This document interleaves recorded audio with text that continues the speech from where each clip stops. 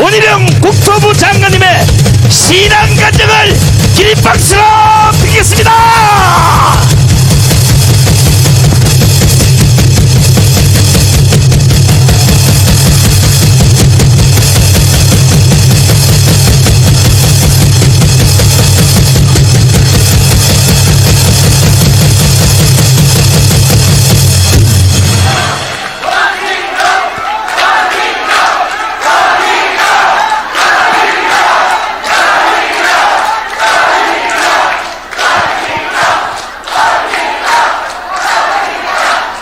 제가 어쩔 줄을 모르겠습니다. 안녕하세요. 오늘 장관 명단이 발표가 됐는데요. 오늘 국토부 첫 장관으로서의 임기를 마치는 발표를 받고 지금 여러분들을 뵈러 온 게 이게 처음 일정입니다.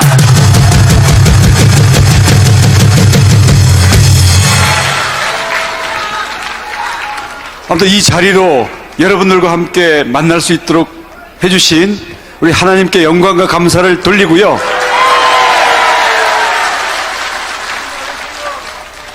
이제 앞으로 제가 어떤 길을, 어떤 역할을 해야 될지 모르겠습니다만은 여러분들과 함께 기도하면서 손잡고 가겠습니다.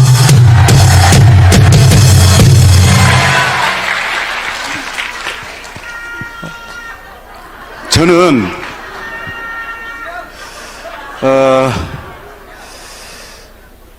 유산을 크게 물려받았는데요. 돈은 아닙니다. 돈은 한 푼도 못 받았고요. 대신 유산으로 신앙을 물려받았습니다.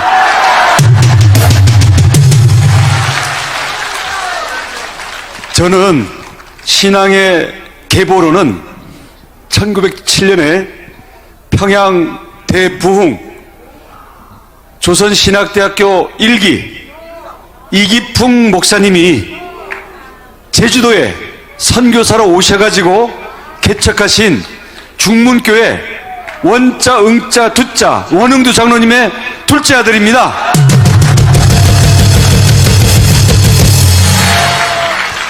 제가 태어나던 1964년에 원장로님은 나이 30살이셨습니다.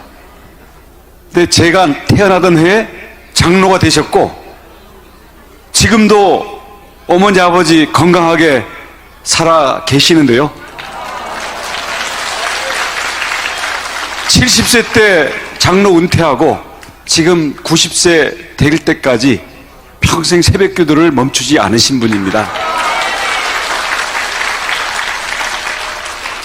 초등학교 때 학교에서 가훈을 써오라고 했습니다. 아니 뭐 시골에 그런 게 어디 있습니까? 그래서 집에 와서 아버지 우리 집 가훈이 뭡니까? 아버지가 한참 생각하시더니 하늘엔 영광 땅에는 평화 써서 갔죠. 무슨 가훈이 이러냐는 거예요. 그래서 어린 마음에 조금 얼굴이 창피했던 기억은 있는데 저희는 늘 가정예배를 드리고 어릴 때부터 주일학교 성경 말씀이 너무나 익숙했기 때문에 아버지의 기도는 이남 사녀인데요. 자식들 중에 하나는 하나님한테 바치고 또 하나는 땅에는 평화니까 인류 평화를 위해서 바치겠다. 꿈이 너무 크셨습니다. 제가 둘째거든요. 저희 형이 목사가 되셨습니다. 아마 우리 형님이 다른 길로 갔으면 제가 목사가 되는 거였습니다. 왜냐하면 한 사람은 하나님한테 바치겠다고 했기 때문에. 그런데 돈은 안 벌리더라고요. 평생 농사만 그냥 허리 꼬부라지도록 대신 유기농 감귤은 잘 지어가지고 요즘도 맛있게 열리기 때문에 여기 계신 분들 중에 혹시 몇 분은 저희 우리 장로님이 보내주신 귤을 드신 분이 계신지도 모르겠는데 맛이 좀 없더라도 좀 참고 먹어주십시오. 왜냐하면 그 허리 다 꼬부라지면서 직접 지으신 귤이니까요. 그리고 못생겨도 거기 농약 안 치고 한 귤이니까 드시기 바랍니다. 그래서 저는 어릴 때부터 우리 아버지께서 재산은 못 물려주지만 나중에 반드시 내가 물려준 신앙 때문에 크게 인생에 도움받는 날이 올 것이다. 네. 그래서 저는 유아 세례를 받은 모태 신앙이었기 때문에 어릴 때부터 교회가 너무 익숙해서 저는 습관으로서의 신앙은 저는 한 9단쯤 됩니다. 근데 여러분 아시잖아요. 신앙의 모양은 있는데, 경건의 모양은 있는데 뜨거움이 없으면 경건의 능력이 없잖아요. 습관으로만 반복되는 신앙은 어떤 때는 도망가고 싶기도 하고요. 왜냐하면 세상 사람들 재미있는 거 다 하는데 우리만 못해. 그런 것 때문에 사실 벗어나고 싶은 마음도 어린 마음에 있었고요. 그러다가 이제 또 죽게 생기면 교회를 가죠. 저는 36살에 국회의원 한나라당으로 시작을 했는데 선거할 때마다 이게 무슨 탄핵이 벌어지고 무슨 사건이 일어나면서 선거 때마다 힘든 거예요. 그러면 갑자기 교회 새벽 기도를 열심히 나갑니다. 그러면 목사님께서 강하고 담대하라. 그러면 선거에 당선되려고 강하고 담대한 마음을 얻으려고 열심히 교회를 가는데 또 선거 당선되고 나면 어느새 흐지부지해져가지고 늘 표어대로 교회는 가긴 하지만 마음속에 뜨거움이 없는 거예요. 그러다가 제가 제주도 지사를 2014년에 갔는데 가자마자 큰 시험이 닥쳐왔습니다. 제주도 의회 조례로 한라산 산신제를 제주도지사가 재관이 돼서 도포 다 입고 제사를 지내야 되는 거예요. 법이 그렇게 돼 있는 거예요. 그래서 정말 고민을 많이 했죠. 제가 누굽니까? 이기풍 선교사가 세운 교회에 원장로 둘째 아들인데 거기다가 솔직한 말로는 어디 저 멀리 누가 쳐다보지도 않는 데 같았으면 몰래 살짝 어떻게 모면하려고 했을지도 모르겠는데 제주도지사로 전국에 방송이 되는 한라산 산신제에 제가 재관이 돼야 되는 거예요. 이건 너무나 어려운 상황이더라고요. 그래서 장로님들한테 여쭤봤어요. 정치하시는 장로님들은 이런 분들도 계시더라고요. 그건 문화다. 신앙이 아니고. 그래서 제주도민들을 편안하게 해주는 게 좋다. 이런 분들도 계시고. 또 어떤 분들은 아니 안 그래도 제주도가 미신과 우상이 많은 곳인데 다른 사람도 아니고 원장로 둘째 아들 그리고 교회에서 믿고 밀어줘가지고 지사가 됐는데 그걸 맨 앞에서부터 쓰러지면 어떡하느냐. 근데 저희 아버지 장로님 그리고 저희 주문교회 목사님 그렇게 기도를 며칠 하는 가운데 누가 그렇게 말씀을 하시더라고요. 일제시대 때도 똑같은 일이 있었다.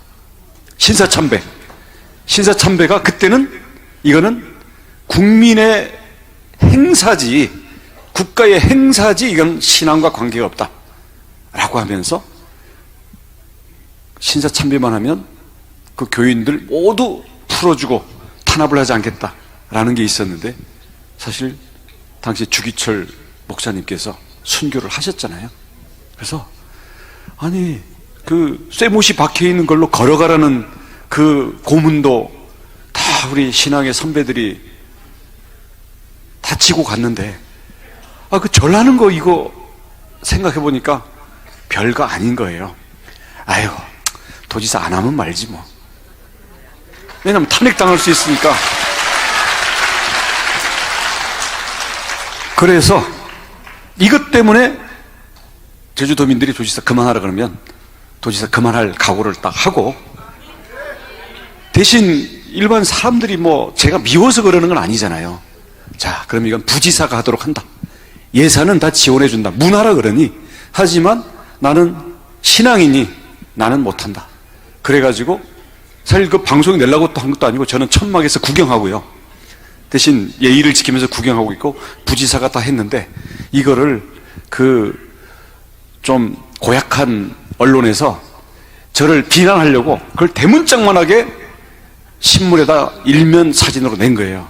이렇게 고집불통 도지사가 자기 잘난 그걸로 독선의 도지사다 이렇게 했는데 제주도에서는 비난을 받았는데 전국의 목사님들께서 전화를 보내주셔가지고요.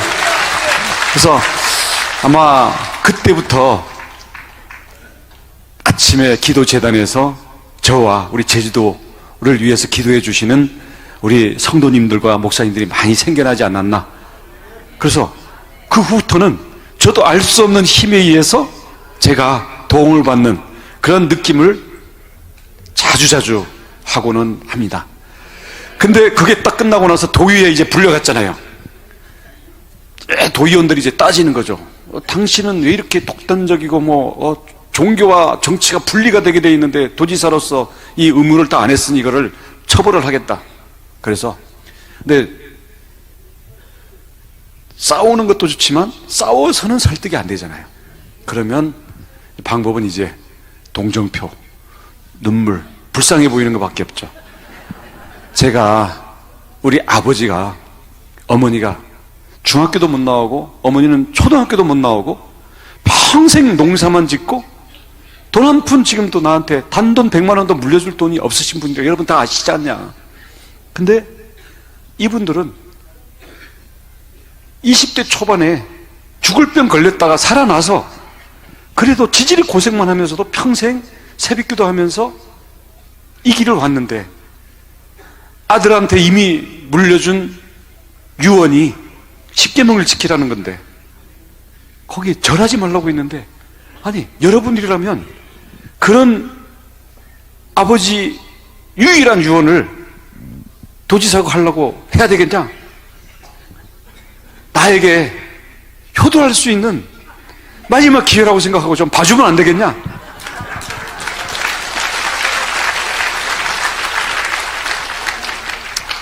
그랬더니 그냥 쩝하고 이제 체념해서 얼렁뚱땅 넘어가긴 넘어갔습니다. 근데 그 다음부터는 저보고 산진제 오라는 소리 자체를 안 해요. 그래서 사실 저는 그때까지도 제가 이렇게 막 어울리는 사람들 또 세상에 막 즐거운 자리들이 있으면 제가 기독교라는 걸 살짝 숨기고 티 안 내고 이렇게 됐는데 그때는 이미 전국에 이게 다 방송이 돼버렸기 때문에 이제는 어디 가서 제가 크리스찬이 아니라고 할 수가 없는 거예요. 게다가 이제 성경을 읽고 말씀을 드리면서 저도 오늘 이렇게 간증을 온 게 자, 복음을 부끄러워하지 말라.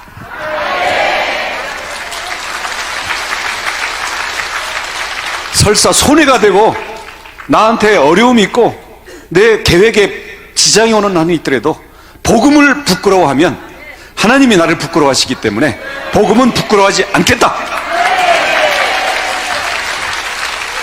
근데 저는 복음을 부끄러워하는 게 아니라 제가 캥겨가지고 사실은 간증을 잘 못했었거든요. 근데 지난번 대선 문재인 윤석열 대통령 당선되는 그걸 치르고 그 다음부터는 제가 이제는 예수를 제대로 믿어야 되겠다 결심을 하게 됐습니다. 왜냐? 그때 0.73%로 그 개표방송에서 지는 거 보고요. 제가 그때 당시 그 선거 열심히 했잖아요. 일타 강사에 가면서. 야, 0.73%로 겨우 이기는 걸 보고 내가 너무 충격받아가지고요. 그때부터 이게 뭐가 뭔지 모르겠는 거예요. 근데 그게 악몽으로 해서 한 달 동안 악몽에 시달리는데 꿈속에 대통령이 딴 사람이에요. 누군지 아시겠죠? 그랬더니 우리나라가 갑자기 막 평양에 가 있고 막 우리나라가 이상한 나라가 돼 있더라고요. 나는 물론 깜빵에 가 있고, 예. 그리고 내가 우리 친했던, 우리 나름대로 자유민주주의를 지키던 모든 사람들이 이제 사업하는 사람들까지 다 탄압받고, 그래서 교회는 완전히 다 문에 그냥 대못이 박혀 있는 거예요. 꿈속입니다, 물론. 하도 악몽에 시달려가지고, 그때 결심을 했죠. 5년 만에, 우리 박근혜 대통령 탄핵된 지 5년 만에 전국 며칠을 해준 게 이게 하나님께서 주신 마지막 이게 기회인데, 이거 남 탓하고 남 원망하지 말고 나부터 좀 제대로 하자. 그래서 그때 잠자는 습관이 바뀌어버린 거예요. 새벽 3시면 깨요. 지금도 그렇습니다. 누가 깨워요. 보이지 않는 힘이 저를 깨우는데, 처음에는 그게 누군지 몰랐어요. 하도 대선 때문에 이 악몽에 시달려갖고 내가 노이로제가 걸렸나 보다, 어디 아플라나 보다, 이렇게 생각을 했는데, 한참 걸리고 나서는 이제 새벽 되면 잠이 저절로 깨가지고 이제 책상 앞에 가서 앉아가지고 이게 도대체 뭐지? 이렇게 생각을 하는데, 이런 질문이 오는 거예요. 주님이라고 불러봐라. 그래서 제가 주님, 지금도 제 스마트폰은 매일 새벽 주님 두 글자 쓰면서 시작을 합니다.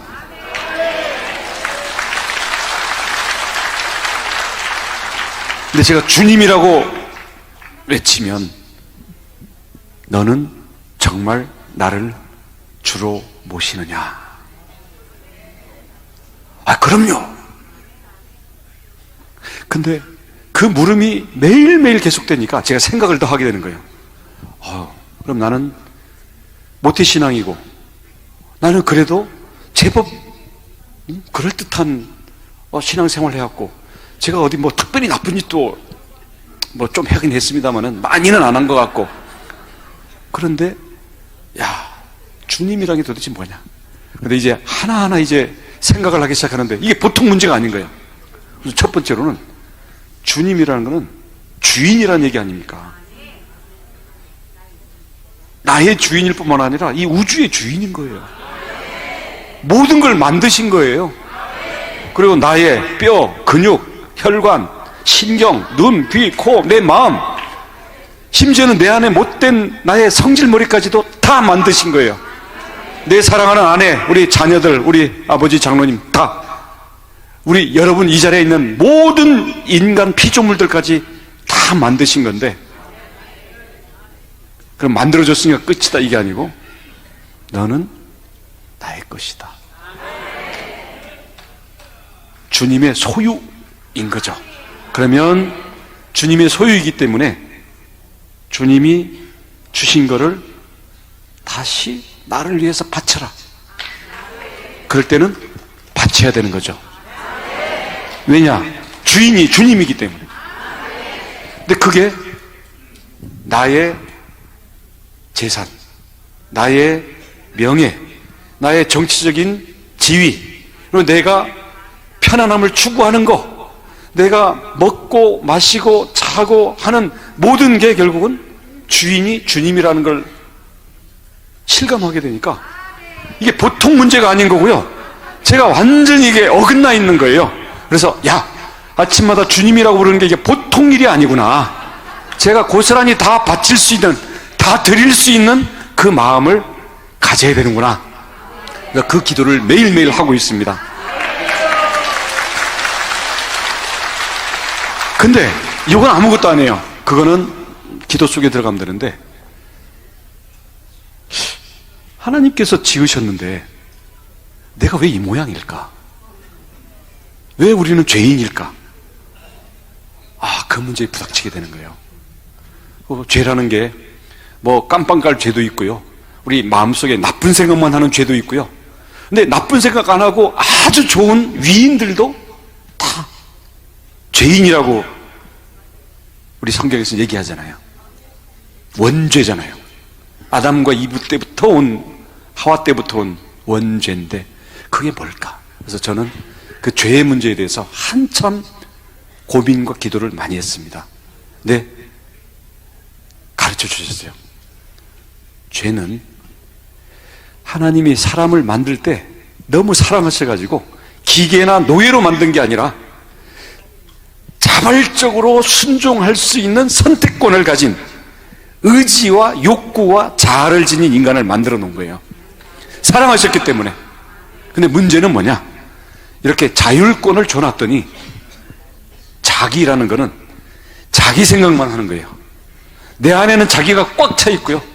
또 나한테 주어진 이 육체라는 거, 주님의 전으로 주어진 이 육체가 자기의 욕구 충족을 위해서 남의 것도 뺏고 뭐든지 절제하지 못하고 나는 그냥 무조건 욕구 충족을 하고 싶으니까 이 본성이 죄로 되는 거예요.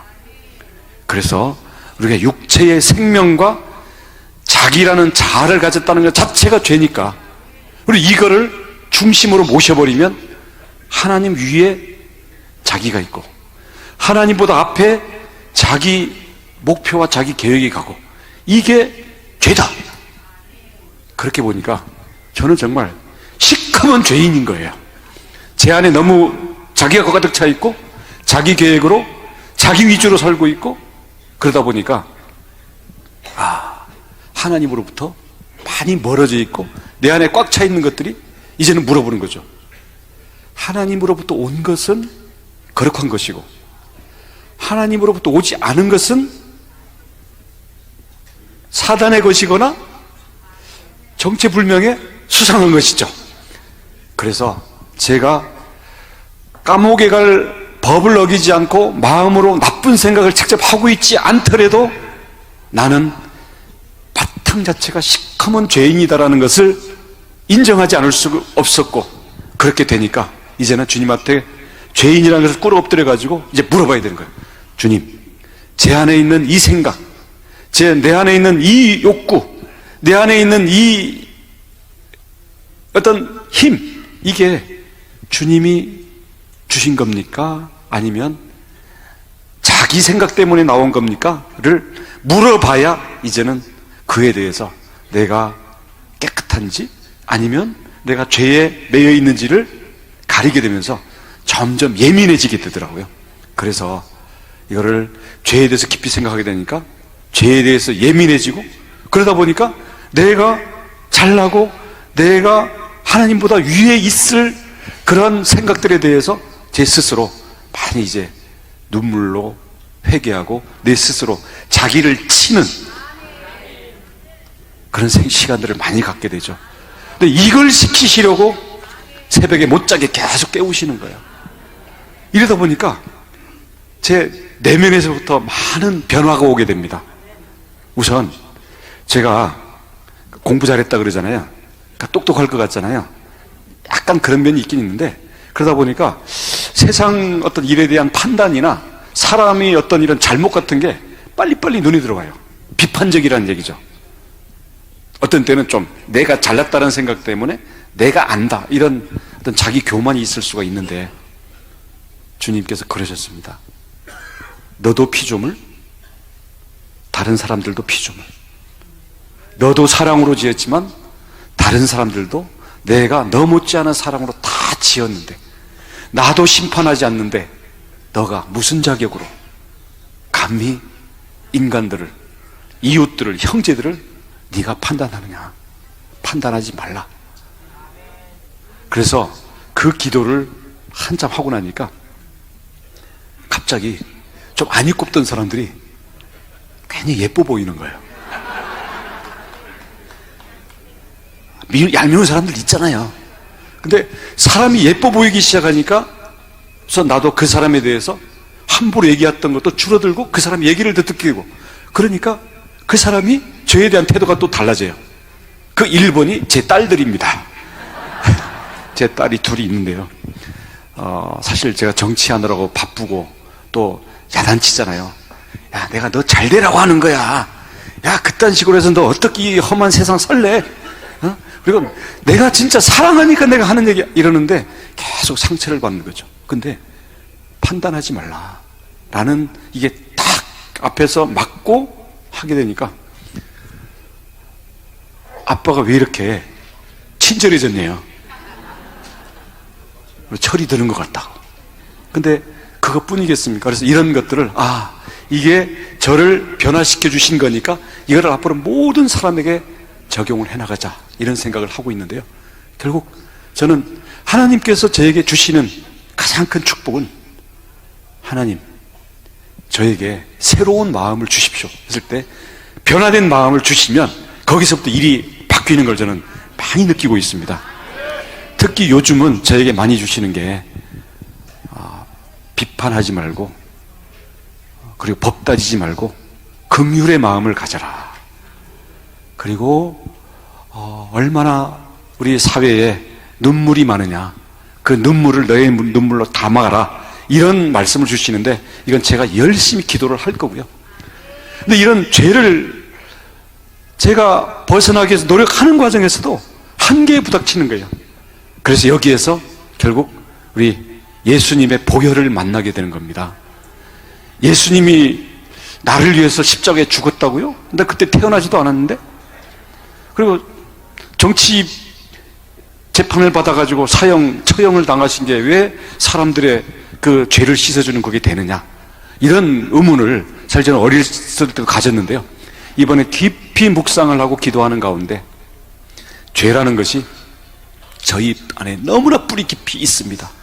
습관으로 있고요, 잊어먹는 있는데 튀어나오고, 또 주변에 유혹이 너무 많습니다. 그리고 죄의 원인은 자기라는 것과 내 육체 때문이에요. 이거는 우리가 생명을 벗지 않는 이상 벗어날 수가 없는 거예요. 그래서 그 깊이는 결국 죽음의 깊이입니다. 죽지 않고는 죄를 벗을 수가 없는 게 인간의 원죄다. 근데 우리 인간은 연약하잖아요. 우리는 죄와 싸운다고 하지만, 내가 양심적으로 살고 내가 신앙생활 열심히 한다고 하지만 내가 죽기까지 죄와 싸우지는 않거든요. 그래서 죽기까지 죄와 싸우는 본을 보여주고, 자기를 높이는 게 아니라 가장 바닥까지 낮춰줘 온갖 채찍과 온갖 멸시와 온갖 고난을 다 받고 죽을 때까지도 이거를 순종하면서 받아내는 그 본을 보여주셨기 때문에 이게 죽음으로 죄와 싸우는 본을 보여주신 거고요. 근데 예수님이 왜 하나님이냐? 저는 마음의 씨앗을 바꿔보니까 저희의 근원이자, 저희가 이렇게 있고 우리가 이렇게 지어져 있고 우리가 이렇게 마음속에 거룩한 동기를 갖고 있는 그 근원은 결국은 이 우주를 만들고 우리를 다스리시는 절대자이신 그분일 거 아닙니까? 근데 그분은 영이시고, 영은 말씀으로 나타나시고, 그 말씀은 우리에게 빛으로 오시는 거 아닙니까? 이게 무슨 구름 위에 있는 수염난 할아버지 이런 게 아니잖아요. 그건 동화 속의 하나님이고요. 우리는 우리 근원에 있는 영적인 절대자. 근데 그분이 우리에게 마음을 심어주셨기 때문에 이 마음에는 하나님을 향해서 순종하는 마음을 가지게 되면 우리는 이게 연결되고 연합할 수 있게 되는 거죠. 근데 예수님은 하나님의 마음을 가지셨던 분입니다. 그리고 그게 한때만 뜨거워서 하나님의 마음을 가지신 게 아니라 평생 하나님의 마음으로 삶을 살아내신 분이죠. 그렇기 때문에 하나님의 마음을 가지신 분은 하나님일 수밖에 없고, 하나님의 삶을 살아낸 사람은 사람이 된 하나님일 수밖에 없는 거죠. 근데 우리는 죽어도 그렇게 따라할 수는 없습니다. 대신 그렇게 본이 되셨고, 우리 인간의 마음속에 하나님의 마음을 품을 수 있다는 걸 보여주셨고, 부활하셔서 함께 길을 가던 제자들에게 마음속에 뜨거움을 불어 넣어주시고, 그 믿음이라는 씨앗이 우리 마음속에 있으면 이 마음으로, 그리스도의 마음으로 우리가 자라나갈 수 있는 그 길을 열어주신 거 아닙니까? 그렇기 때문에 믿음으로 구원을 받는다. 사람이 되신 하나님이라는 것을 저는 정말 새벽에 감격으로 깨달았는데요. 제가 국토교통부 장관이 돼서 건설노조 바로잡은 것보다도 제가 이 죄와 예수님의 보혈로 구원을 받는 그 이치를 60 다 돼가는 이 나이에 새벽에 깨달은 게 저로서는 최근에 있었던 가장 큰 변화입니다.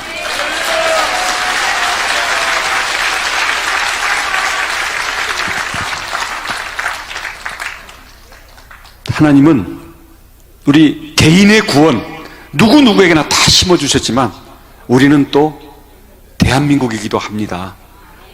개인 구원으로 끝나면 안 됩니다. 왜냐? 우리 피조물들을 하나님께서 다 만들어주셨으면서 대한민국으로 모여서 살아라 라고 해주셨습니다. 가난한 사람도 있고 재벌도 있고 또 뭐 인기 있는 사람도 있고 좀 무시당하는 사람도 있지만 그래도 하나님은 똑같이 사랑하시고요. 너희들 서로 돌보고 서로 그 안에 있는 하나님의 모습을 발견하고 그것을 서로 밀어주면서 믿음의 공동체를 만들어라. 근데 우리 대한민국은 김일성 공산 집단에 넘어가려고 하던 때에 북에서 목숨을 걸고 신앙을 지켜서 오셨던 분들에 의해 가지고 한국교회가 2차 부흥을 했지 않습니까? 우리 제주도의 교회들도 영락교회 뭐 등등등등 다 해가지고 평양 1907년 1차 부흥, 다음 1950년, 1945년부터죠. 이 월남회였던 이런 부분들이 해가지고 대한민국의 교회가 만들어지고 그 위에 우리 자유민주주의 대한민국을 만들어주신 것은 그 안에 있는 우리 기독교 신앙과 그 기독교 신앙에 핍박받는 걸 통해 가지고 축복을 주시고자 했던 하나님의 섭리라고 저는 믿습니다. 한국전쟁에서 우리를 지켜주셨고요. 그 가난과 전쟁의 폐허에서 세계가 우러러보는 대한민국을 만들어 주셨습니다. 우리의 신앙의 선배들은 이미 대한민국 건국과 우리 고도 성장을 할 때 한국 기독교도 역할을 했고 나름대로 했고요. 근데 우리한테 주어진 과제 때문에 저는 사실은 굉장히 떨립니다. 우리 탄핵도 당했었죠. 지금 동성애 하는 거 보십시오. 그 다음 정전협정, 평화협정으로 가자라는 이런 것들이 온갖 학교, 교과서, 영화, 문화 이런 속에서 이게 무슨 더 개념이 있는 것처럼 이렇게 퍼져나가는 이런 상황에서 과연 우리 기독교는 내 개인만 구원받고 아니 우리 교회만 부흥하고 이런 거에 머물러 있지는 않은가.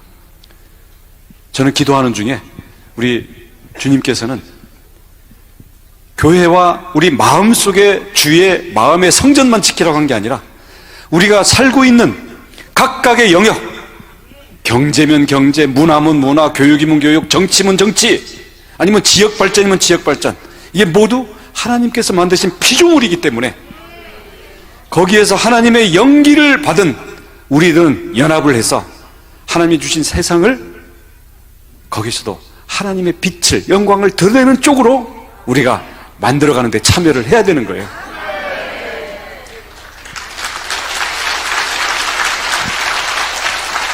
그래서 저는 이 어려운 우리의 나라의 상황과 정치 상황을 그래도 거의 자빠질 뻔한 거를 그래도 반쯤은 돌려놓는데 여러분들의 역할이 크다고 생각을 합니다. 이제 저도 이제 장관직 앞으로 한 20일 동안은 더 해야 됩니다. 왜냐하면 청문회 다음번, 내 다음번 청문회가 끝나서 제가 장관직에서 제대해가지고 고향 앞으로 가! 하면은 저는 제가 원래 2000년도부터 한나라당 국회의원 3번 했고요. 제주도지사 2번 했고요. 또 우리 당이 어려움에 있을 때 또 대통령 선거운동에 몸 던져서 했었는데 앞으로 다가오는 정치 어려움들이 저는 보통 걱정이 아닙니다. 근데 이것은 우리가 걱정한다고 될 일이 아니고요. 하나님께 무릎 꿇고 기도하고 우리 지도자들이 하나님을 경외하고 두려워할 줄 알고 우리 국민들의 흩어진 마음을 하나로 모아서 대한민국이 자유, 복음, 통일로 나아가고 우리 대한민국이 영원히 깨끗한 나라로 갈 수 있는 그 힘을 만들어야만 우리가 하나님께서 우리에게 주신 은혜를 일부라도 갚을 수 있다고 생각합니다. 그렇죠? 저는 복음을 부끄러워하지 않는다고 그랬던 것처럼 우리 공산화를 막고 자유대한민국을 만들었고, 가난해서 우리 잘 사는 대한민국을 만들었던 그게 두 번째 점프였다고 한다면, 세 번째 점프는 지금 공산주의와 이념에 의한 인간의 지배, 그리고 인간의 우상, 이걸 꿈꾸는 우리 북한과 주변의 이러한 기운들을 우리가 믿음으로, 우리의 헌신으로, 우리의 희생으로 이것을 이겨내고 자유, 복음, 통일을 이룰 뿐만 아니라 우리 사회에서도 국민 통합을 이뤄내고 전 세계에 이제는 우리가 가장 앞장서는 제사장 나라로서 빛을 발할 때가 왔다. 그래서 저도 복음을 한때는 좀 부끄러워하고 한때는 제가 죄책감 때문에 캥겨서 조금 쭈빗쭈빗했는데요. 이제는 정치 영역에서든 제 내면의 마음의 영역에서든 아니면 여러분들처럼 앞으로 손잡고 함께 우리의 영역에 하나님의 주권을 세워나가는 그런 일에 저도 앞장서고 헌신하겠습니다. 여러분들께서도요, 정말 눈물로 기도해 주십시오. 저도 매일 아침 쌓는 새벽의 제단 더 열심히 쌓고 제가 어떻게 해야 될지 하나님 앞에 무릎 꿇고 답을 구하면서 여러분과 함께 하겠습니다. 감사합니다.